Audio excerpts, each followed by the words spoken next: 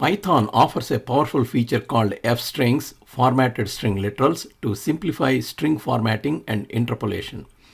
It provides a readable and concise way to embed variables and expressions directly into strings using curly braces.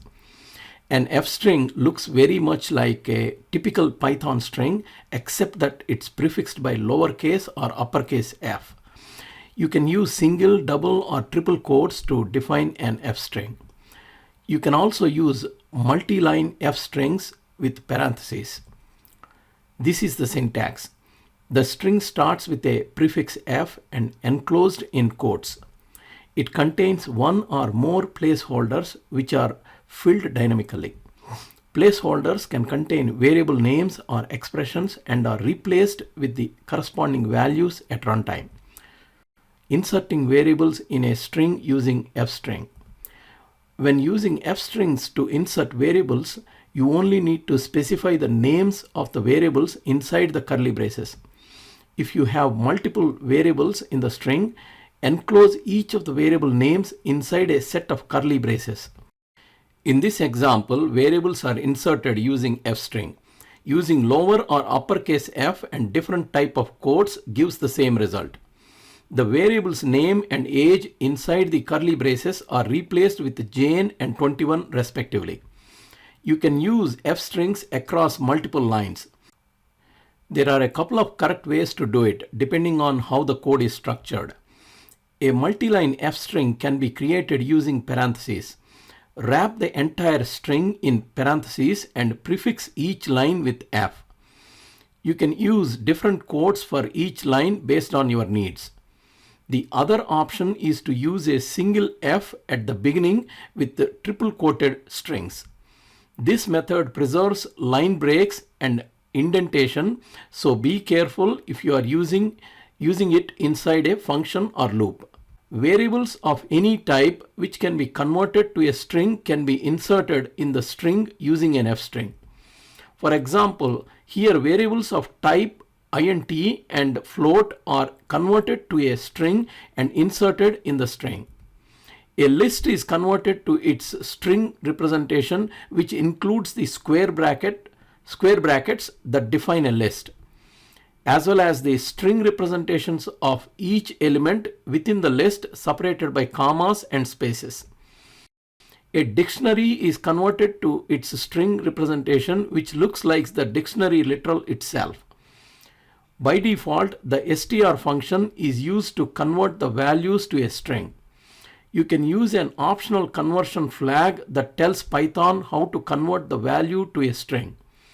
Conversion flags are special characters that modify how expressions are converted to strings. Place them after the expression or variable using an exclamation mark followed by a single character. These are three main conversion flags. The default conversion flag S. The str function is used to convert the provided value to a string. This returns a human readable output.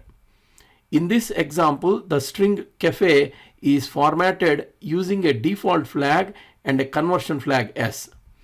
The string contains a non-ASCII character, Latin small e, an acute, and a new line character. Both f-strings return the same output. The new line is interpreted so two lines are printed. Non-ASCII character is not escaped and printed as is. Conversion flag R. The repr function is used to convert the value to a string. The repr function returns a precise and unambiguous object useful for debugging. It usually includes quotes for strings and escape characters where necessary. In the next example, conversion flag R is used. The result includes quotes around the string. The new line is escaped, not interpreted, means shows the characters / and n literally in the output string. Non-ASCII character is not escaped and printed as is. Conversion flag A. The ASCII function is used to convert the value to a string. It works similarly like repr but with a key difference.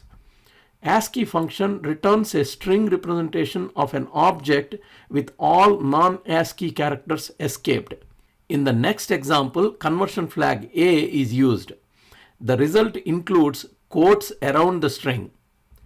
New line and non-ASCII character is escaped. Quotes in F string. When using F strings, you can include quotes inside them in several ways depending on your needs. Using different types of quotes. If your string contains double quotes, use single quotes to enclose the F string and vice versa. Use triple single quotes or triple double quotes to include both single and double quotes. Escaping quotes. You can escape quotes inside an F string using backslashes. Embedding expressions in F strings. In Python, F strings allow you to embed expressions inside string literals using curly braces. The expressions are evaluated at runtime and the result is converted to string representation and then inserted into the original string in that location. Anything not inside curly braces in the F string is treated as an ordinary string. Expressions embedded in F strings are not limited to simple variables. You can embed complex expressions. Arithmetic expressions can be embedded inside F strings. They can be simple or complex as you need. In this example, a basic arithmetic expression is embedded inside a F string.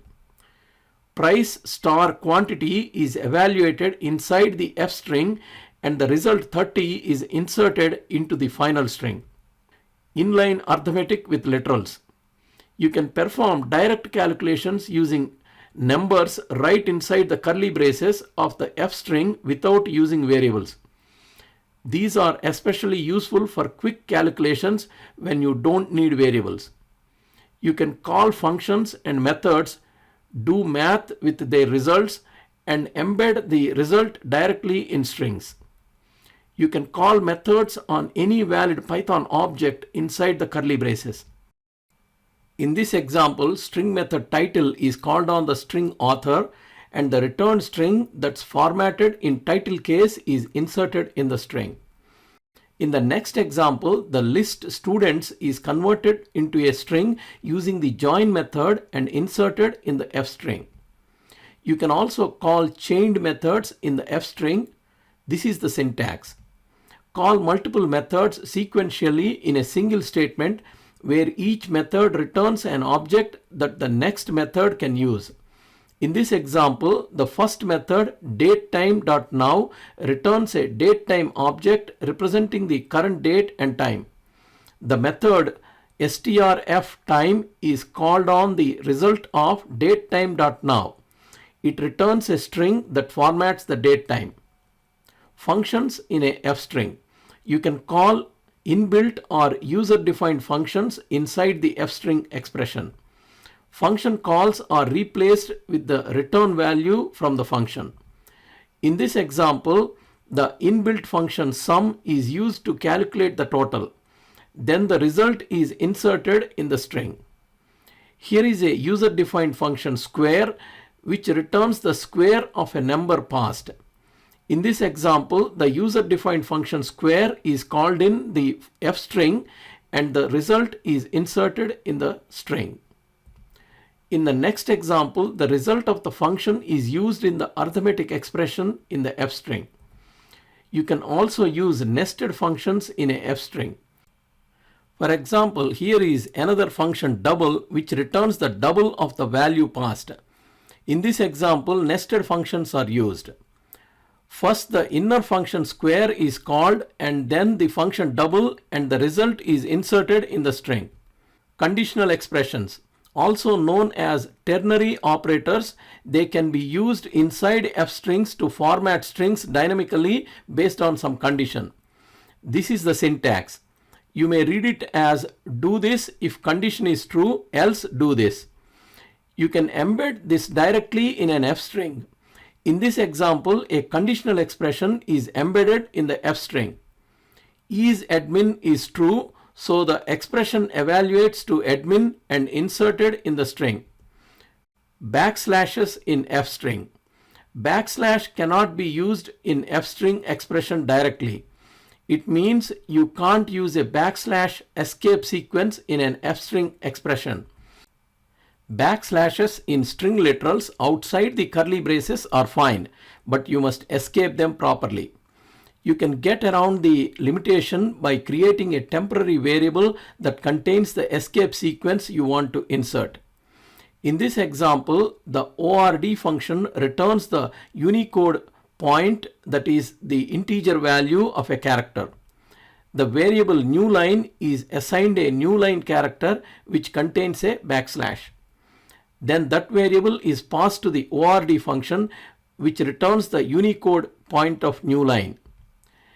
You can include curly braces in a f string.